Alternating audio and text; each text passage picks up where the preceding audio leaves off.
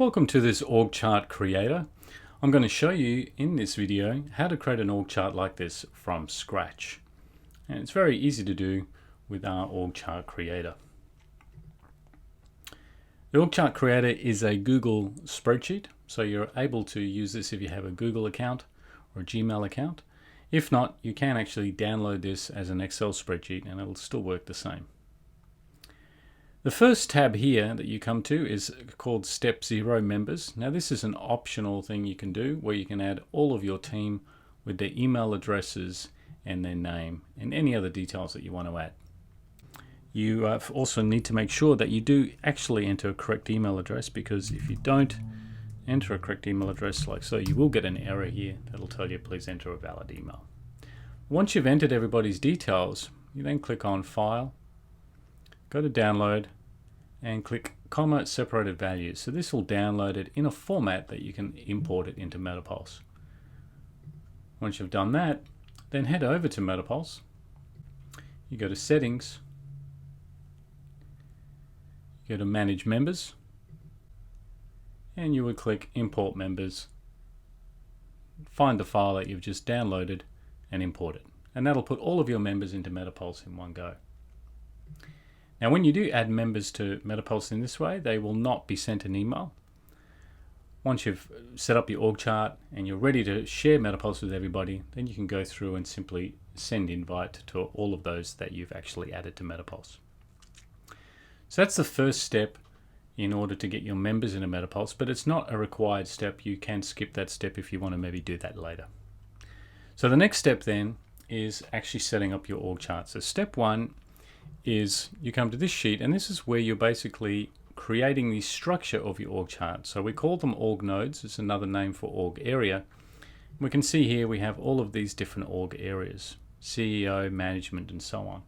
So this corresponds to, in our org chart example, this corresponds to this. CEO is an org area, management, human resources, sales and marketing, accounting, and so on.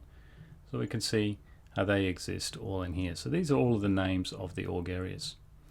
Now, what you want to then do is decide what type of node it is. You can call this a section, a division, or whatever you want.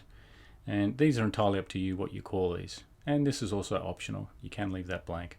You also have the org result, which shows up at the bottom of the org area. So in this case, we can see here, this is the bottom of the management area. And this is a result here, and this is a result of the overall company. You can put in your results, you can choose your color. This is what's called hexadecimal colors, and there's a color picker here that you can use in order to get the right color code so it shows up how you want on your org chart. The next column here is whether you want the node to be elevated, the org area. So you can actually elevate these. This can make any of these slightly higher than the rest. And you simply, if you want that, you simply mark it true. So you would just type in the word true, just like that. Otherwise you can leave it blank. And this next area here is choosing which org area or node you want to be the parent. So in this case, we can see here, all of these nodes here, all these org areas are actually have the parent CEO. That means they're going to put all of these areas underneath the CEO. So we can see here management goes under the CEO section. And we can see that on the org chart, we've got the CEO here and management is underneath. So this is the way that you create your org chart hierarchy, or you nest your org areas. So as an example here, let's say we want to add an area called staff training. So I'll just add this in this column here. This is, we'll say this is a department. Okay. And what we want to do is we want this to appear in the human resource section, because if we look at our org chart, we can see that staff training actually appears here in under the human resources. So therefore human resources is the parent. So we would simply come in here and we would type human, and it finds it, and there it is. Now the reason this list is created, or this whole list is created, from all of these nodes that you've actually entered in here. So that's how you build out the structure of your org chart. The next step is to create the hats. Now it's important to understand the difference between hats and posts. Now in our help documentation, you can search for this understanding the difference between hats and posts in the help doc, and this illustration explains to you the difference. So a hat can be worn by many different posts. So by definition in MetaPulse, a hat is a description of what the person does, their function, purpose, and results they're meant to achieve, and a post is a specific location on the org chart. So we can see here that there are 3 posts wearing the hat of salesperson. So we have 3 different members, each posted on the org chart, all wearing the same hat. So what you would do here in step 2 of creating your org chart, it would list all of the hats in your organization. You could put down their purpose, function, their result, whether or not they're in charge, or whether or not the hat is an assistant, such as a personal assistant, executive assistant, and so on. You would mark that true, otherwise you would leave it blank. The next step is creating the post, and this is where you want them to appear on the org chart. And the first column here is the members. So this is, as long as you have created your members list in step 0, you can go ahead and choose who you want to be assigned to a post. So as an example, we'll add more salespeople to our org chart. So we're going to choose here, and we're going to find Sharon here. We'll assign her as a salesperson. We can just type in sales and we find that salesperson there. And now the next thing we want to do is decide where on the org chart this salesperson needs to go. And as we can see here, we cannot leave column C blank. So these 2 fields is column B and C. If you use either of these, you have to fill in both, because we need to know what's the hat and where's it going on the org chart. So we're going to add this person. We're going to say, we can type in sales, and we'll say, well, Sharon can go in national sales, and maybe we'll add another salesperson here, Joe, and he's also a salesperson, and we're going to add them into, say, international sales, like that. So now we're putting these people wearing a certain hat on the org chart. And again, we can add more posts here. You can choose anything. We could have, say, the director of recruitment, and that would go in the human resource section. But if we leave it blank here, then it's going to be what we called a hell from above post. So no one's going to be occupied. If we look on the org chart, an example, no one here is wearing a post here, so that means it's going to be inherited by the person above it. So that's how you can create all of the posts in your org chart, and now you are ready to go. Step 4 is simply a matter of downloading this import file. These other 3 sheets here are used to work out and create this list from the data that you've entered. So you don't need to touch any of these, the hat matcher, org chart cleaner, and org levels list. You leave those alone. The import file is simply a matter of coming here, going to download, and download comma separated value again. And then you head over to MetaPulse, you go to settings,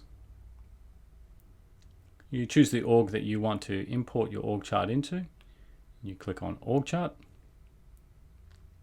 and you would click on import. Choose the file and click import, and that would create your org chart.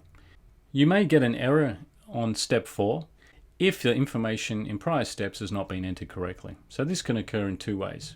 One is that your org chart area can have a node which has the same name as the parent. So this will cause an error to appear here. If you do that, your import file will show you that you need to fix the error in the org chart sheet. Likewise, your post can also have an error if you've only filled out one of these columns instead of both. You need to fill out both of these. If so, it's going to show you that the hat column B cannot be blank. You're also it's going to let you know that you need to fix the error in the post sheet.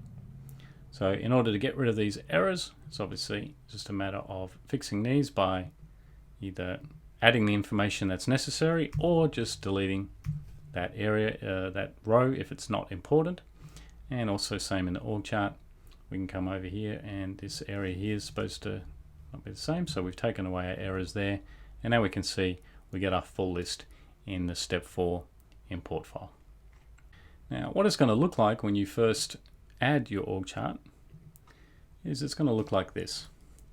So there's been a few things. Number one, it's going to be a flat structure looking like this, and you're going to have this existing org node here which is created automatically when you create your MetaPulse account and add your members. So I'm going to show you a couple of things of, number one, how to fix this, how to move this around or get rid of it, and I'm going to show you how to adjust this org chart if you want to make any changes.